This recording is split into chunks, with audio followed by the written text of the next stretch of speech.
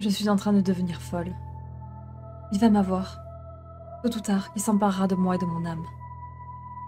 Mais avant que cela n'arrive, je me dois de vous mettre en garde. Je m'appelle Angela, et depuis toute jeune, je suis passionnée par tout ce qui touche au monde du paranormal et l'occulte. Cependant, mis à part lire un bon nombre de livres, regarder des dizaines de vidéos et autres émissions télévisées là-dessus, je ne m'étais jamais risquée de tenter quoi que ce soit. Je savais, après avoir lu et entendu partout, que ce monde pouvait être dangereux pour quelqu'un d'inexpérimenté comme moi. Parce que oui, lire des choses, c'est bien. On acquiert la partie théorique. Mais pour ce qui est de la pratique, c'est autre chose. J'ai néanmoins gardé cette passion pour moi. Je ne la dévoilais à personne, de peur d'être jugée. Je ne suis pas une fille très populaire à l'école. Je suis souvent brimée. Et j'ai peur que si ma passion étrange venait à se savoir, eh bien, je serais encore plus rejetée et traitée comme une paria. À mon arrivée au lycée, cependant, les choses ont changé. Je me suis fait des nouvelles amies, et les personnes qui me persécutaient dans mon ancien établissement n'avaient pas intégré le même lycée que moi. J'avais l'impression de revivre, du moins en début d'année. J'ai très vite sympathisé avec une fille du nom de Emma. Le genre de fille très extravertie, qui attire les amis comme des aimants. Et pour mon plus grand bonheur, qui allait devenir par la suite mon plus grand malheur, elle était aussi passionnée par le paranormal et l'occulte, comme moi. Mais son caractère insouciant ne lui faisait pas prendre les mêmes précautions que moi. Elle avait déjà tenté bon nombre d'expériences, que je jugeais terriblement dangereuses, comme s'amuser seule avec une planche de Ouija. Emma m'a cependant convaincue de jouer à un jeu avec elle. Je ne sais pas ce qui m'a pris d'accepter. Peut-être avais-je peur de perdre la seule amie qui me comprenait et qui ne me jugeait pas sur mes goûts. Le jeu qu'elle m'a proposé s'appelait le jeu du placard.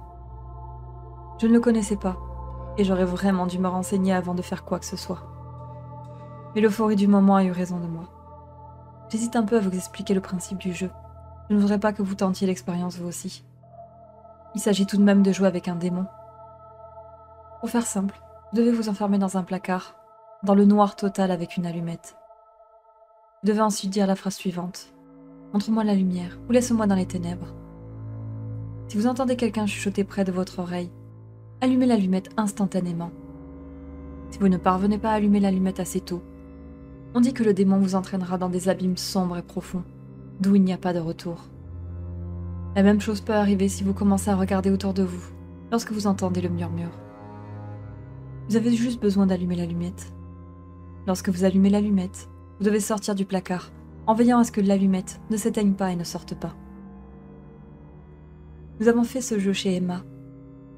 Nous avons tout préparé. Et je ne sais pour quelle raison, nous sommes entrés ensemble dans le placard. Sûrement la peur qui nous a poussés à faire ça. Au bout de plusieurs longues minutes, rien ne s'est produit.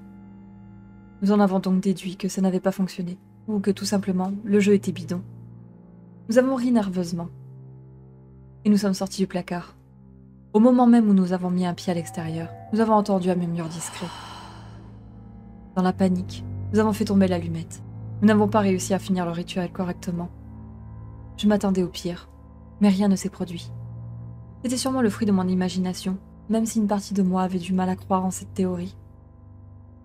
Les jours sont passés, et j'ai remarqué des choses étranges.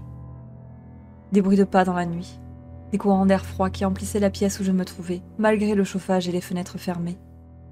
Ou même des odeurs nauséabondes qui se manifestaient sans raison. J'ai vu le comportement de mon amie changer lui aussi. Elle n'était plus souriante et enjouée comme à son habitude. Non, elle était devenue froide et distante, et la moindre petite chose qui la contrariait la faisait entrer dans une colère épouvantable. Ce matin, cependant, nous avons appris une nouvelle épouvantable. Mon amie Emma est morte. Elle se sera apparemment suicidée en s'ouvrant les veines dans sa salle de bain. J'ai pleuré en apprenant la nouvelle, et j'ai immédiatement pensé à cette fameuse nuit. C'était forcément lié. Son changement de comportement, son suicide, tout avait un lien avec le fait que nous avions invoqué un démon avec ce jeu stupide. C'est probablement le dernier message que je peux rédiger. Il va venir pour moi. Il va venir me chercher. J'ai voulu jouer avec les forces qui me dépassent et j'ai perdu. Je vous en supplie, si quelqu'un vous propose un jour de jouer à un jeu en lien avec le paranormal, refusez.